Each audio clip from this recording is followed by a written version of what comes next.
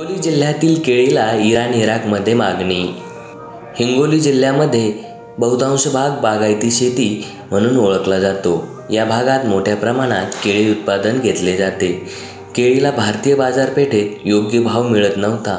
अपेक्षित असं उत्पादन घेऊनही भाव नसल्याने हिंगोली जिल्ह्यातील गिरगाव येथील शेतकरी सुधाकर नांगरे यांनी एका खाजगी कंपनीच्या माध्यमातून स्वतःच्या शेतातील केळी इराण-इराकला पाठवायचे ठरवले।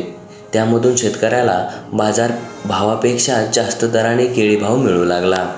आत्तापर्यंत सुधाकर नांगरे यांनी आपल्या शेतातील 27 टन केळी इराण-इराकला पाठवल्या असून 1350 रुपये प्रति क्विंटल इतका भाव या केळीला मिळाला आहे।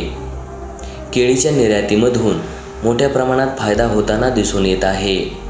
कोरोना काळातही या केळीच्या निर्यातीत कोणताही अडथळा निर्माण झाला नाही। नमस्कार, माझं नाव सुधाकर अरुणराव नांगरे। मी राहणार मुक्काम पोस्ट गिरगाव, तालुका वसमत, जिल्हा हिंगोली। मी केळीचा शेतकरी आहे। माझ्याकडे आज 7000 रोप लावलेले आहेत। आज हार्वेस्टिंगला आलेला आहे 7000 रोप। शेतकऱ्यासाठी एक आनंदाची गोष्ट अशी आहे की आज एक्सपोर्टसाठी शेतकऱ्यांना भरपूर वाव मिळत आहे। आपल्या हिंगोली जिल्ह्यामध्ये देसाई फ्रूट कंपनी या कंपनीने बराचसा माल फ्रूट केअर केल्यामुळे शेतकऱ्याचा बराचसा फायदा होत आहे। मार्केटपेक्षा किंवा मार्केटच्या बराबर का हो असे ना, पण आज शेतकऱ्याला माल चांगल्या रेटमध्ये जात आहे। यामध्ये माझं एवढंच सांगणं आहे की शेतकऱ्यांनी चांगल्या प्रकारची क्वालिटी बनवून आज आपण एक्सपोर्टसाठी माल विदेशामध्ये पाठवू शकतो।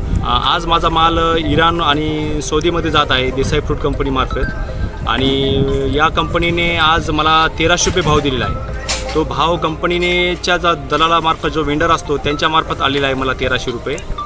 आणि याच्यामध्ये असं आहे की आमचं एवढं सांगणं आहे की कंपनीचं खूप भरपूर सहकार्य शेतकऱ्यांना।